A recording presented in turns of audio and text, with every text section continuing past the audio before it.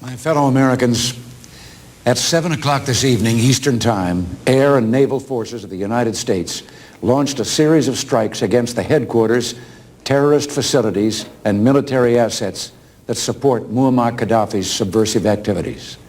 The attacks were concentrated and carefully targeted to minimize casualties among the Libyan people with whom we have no quarrel. From initial reports, our forces have succeeded in their mission. Several weeks ago in New Orleans, I warned Colonel Gaddafi we would hold his regime accountable for any new terrorist attacks launched against American citizens. More recently, I made it clear we would respond as soon as we determined conclusively who was responsible for such attacks. On April 5th, in West Berlin, a terrorist bomb exploded in a nightclub frequented by American servicemen. Sergeant Kenneth Ford and a young Turkish woman were killed, and 230 others were wounded, among them some 50 American military personnel. This monstrous brutality is but the latest act in Colonel Gaddafi's reign of terror.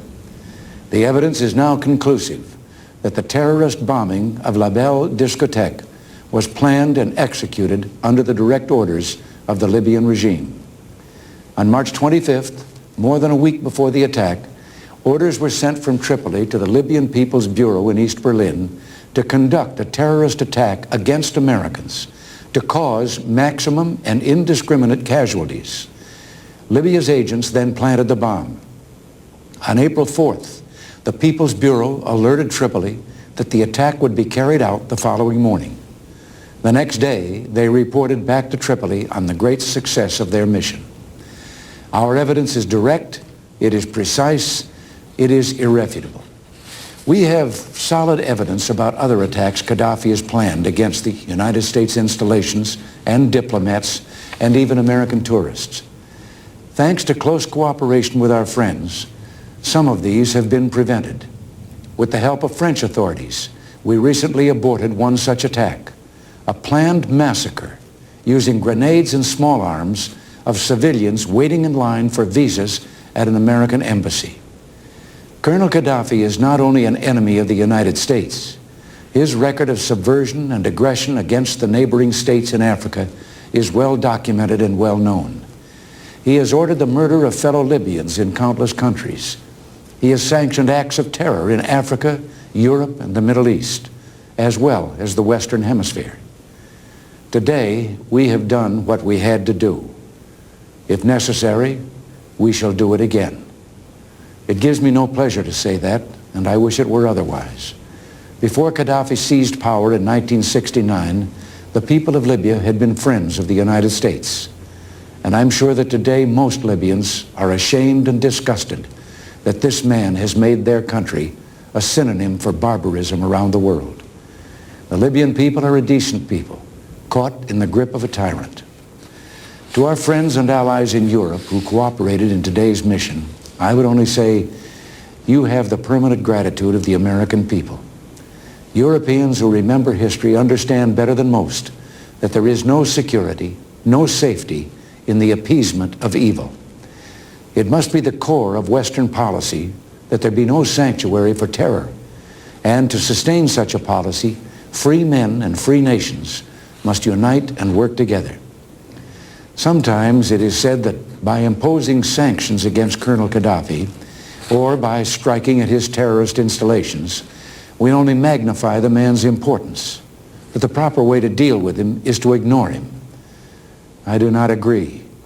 Long before I came into this office, Colonel Gaddafi had engaged in acts of international terror, acts that put him outside the company of civilized men. For years, however, he suffered no economic or political or military sanction, and the atrocities mounted in number, as did the innocent dead and wounded.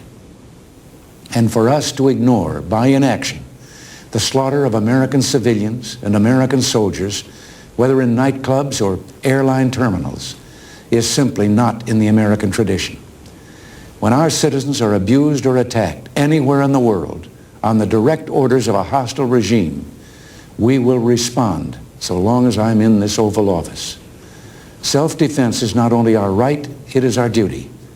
It is the purpose behind the mission undertaken tonight. a mission fully consistent with Article 51 of the United Nations Charter. We believe that this preemptive action against his terrorist installations will not only diminish Colonel Gaddafi's capacity to export terror, it will provide him with incentives and reasons to alter his criminal behavior. I have no illusion that tonight's action will ring down the curtain on Gaddafi's reign of terror. But this mission, violent though it was, can bring closer a safer and more secure world for decent men and women. We will persevere.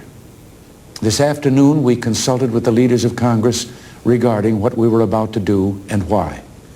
Tonight, I salute the skill and professionalism of the men and women of our armed forces who carried out this mission. It's an honor to be your commander-in-chief. We Americans are slow to anger. We always seek peaceful avenues before resorting to the use of force. And we did. We tried quiet diplomacy, public condemnation, economic sanctions, and demonstrations of military force. None succeeded. Despite our repeated warnings, Gaddafi continued his reckless policy of intimidation, his relentless pursuit of terror. He counted on America to be passive. He counted wrong. I warned that there should be no place on earth where terrorists can rest and train and practice their deadly skills. I meant it. I said that we would act with others if possible and alone if necessary to ensure that terrorists have no sanctuary anywhere. Tonight, we have. Thank you. God bless you.